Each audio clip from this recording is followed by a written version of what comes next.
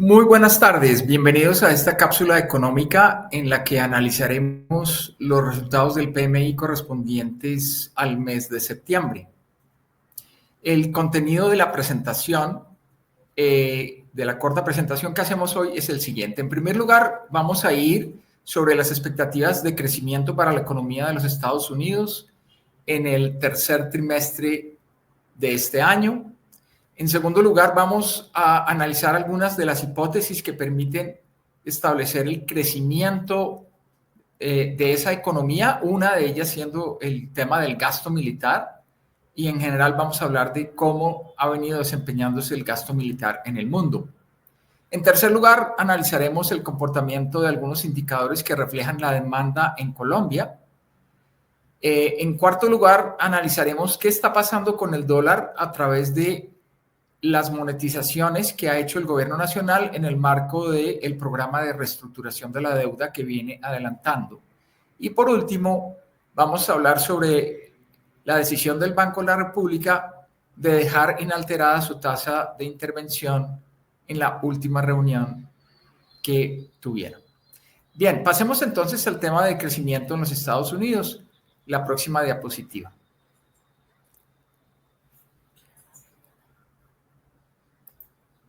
Como ustedes pueden ver acá, este es el estimador del GDP Now de la Fed de Atlanta. La línea verde corresponde a lo que la Fed de Atlanta nos está diciendo en relación con el crecimiento de la economía más grande del mundo. En principio, el estimativo es de 3,8% de crecimiento.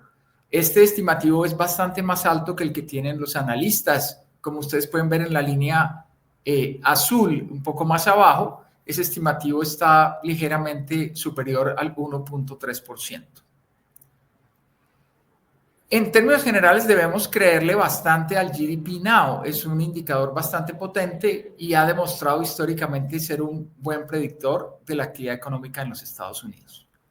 La paradoja que tenemos es entonces cómo es compatible un comportamiento tan positivo de la actividad económica en los Estados Unidos cuando el mercado laboral tiene un comportamiento tan pobre. Recordemos que en el mes de julio el número de ocupados en los Estados Unidos cayó en cerca de 13,000 y en el mes de agosto hubo un pequeño incremento de 22,000.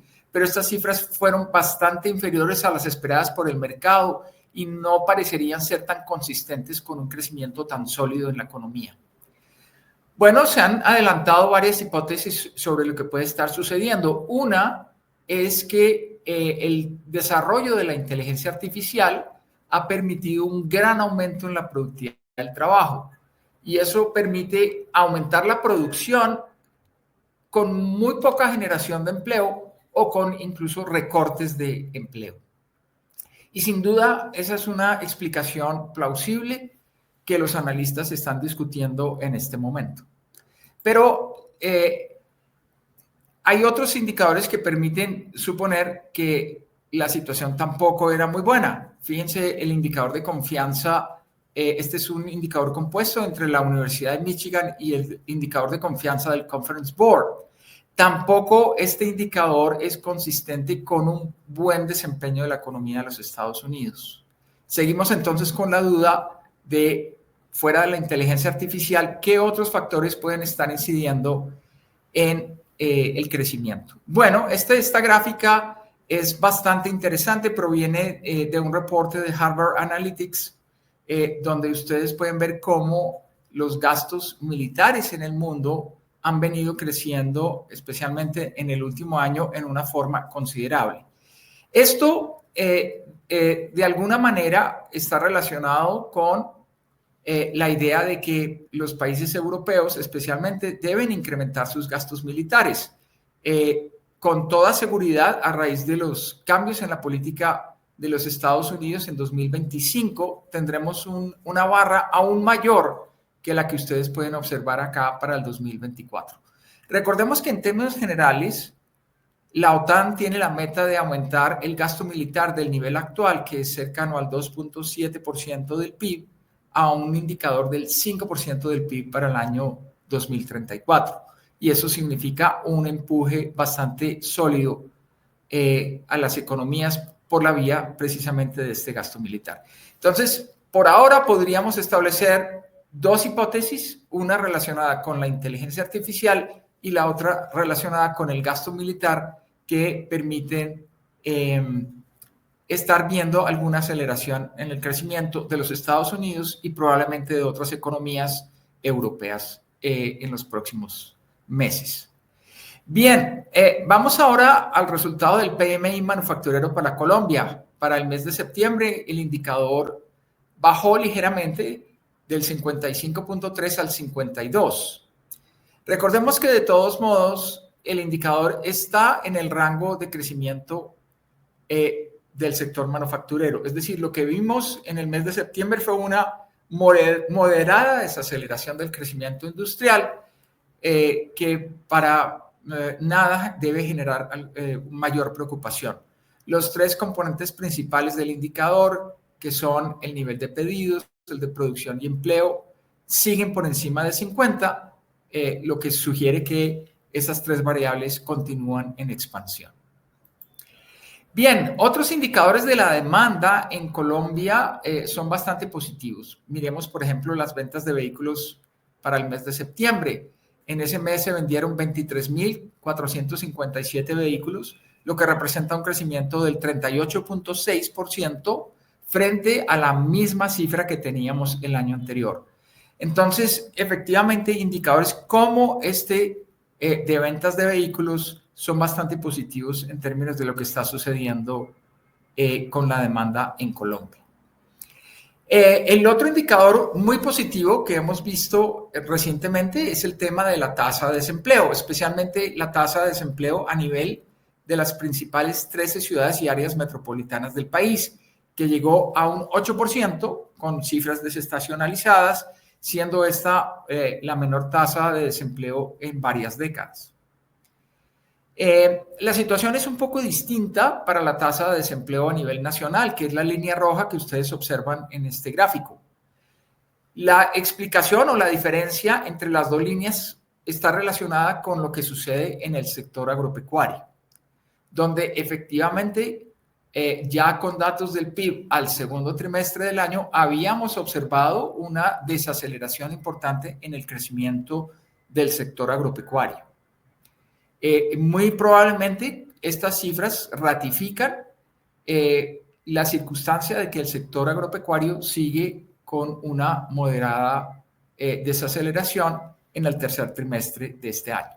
Pero en términos generales, podemos decir que los datos de desempleo son consistentes con un buen comportamiento de la producción y de la demanda en la economía. Bien, en relación con el dólar, recordemos que este año sin duda ha habido un factor primordial para la apreciación del peso colombiano, que es la devaluación del dólar a nivel global. En este gráfico ustedes observan otra variable que sabemos ha incidido en forma significativa en el mes de septiembre para ver la apreciación del peso colombiano que tuvimos. Estas son las compras netas de dólares que hace la Tesorería General de la Nación. Cuando el dato es positivo hay compras, cuando el dato es negativo hay ventas. Bueno, nosotros para el mes de septiembre, esa línea larga al final del gráfico muestra que el Tesoro hizo ventas por cerca de 3.440 millones de dólares. En el contexto histórico, pues no veíamos una monetización de reservas o de divisas tan importante como la que estamos viendo en este gráfico. Y eso significa que el peso colombiano efectivamente ha sufrido un proceso de revaluación importante. Cuando miramos el comportamiento de las diferentes monedas latinoamericanas en un indicador igual a 100 en septiembre del 2024, observamos que el peso colombiano junto con el peso mexicano son las dos monedas más apreciadas. Y el caso particular del peso colombiano está muy relacionado no solamente con el movimiento general del dólar, sino con esas monetizaciones importantes que vimos en el gráfico anterior. Aquí hay una advertencia importante: los ritmos de monetización de esas divisas en los próximos meses no tendrán los mismos ritmos y por lo tanto esperamos que el peso colombiano no sufra un proceso de revaluación tan importante como el que vimos en el mes de septiembre. En relación finalmente con el último punto que pretendíamos analizar en esta cápsula, que es la política monetaria, simplemente quiero mostrarles a ustedes cómo ha evolucionado la expectativa de inflación para cierre de este año. En enero pasado, la expectativa que teníamos es que la inflación terminaría en 4.21%. Ya para el mes de septiembre, esa cifra está en el 5.03% para el promedio de los analistas. En Davivienda nosotros tenemos una proyección bastante más alta, tenemos el 5.2% de inflación para cierre del 2025. Si ustedes se acuerdan, el cierre de la inflación del 2024 fue precisamente 5.2%. En esa medida, durante este año no habríamos visto reducción de la inflación en nuestro país. Es decir, la batalla por disminuir la inflación en Colombia se perdió para este año. Y lo más grave es que también las expectativas que estamos viendo para el 2026 muestran que tampoco se cumpliría la meta de inflación determinada por el Banco de la República.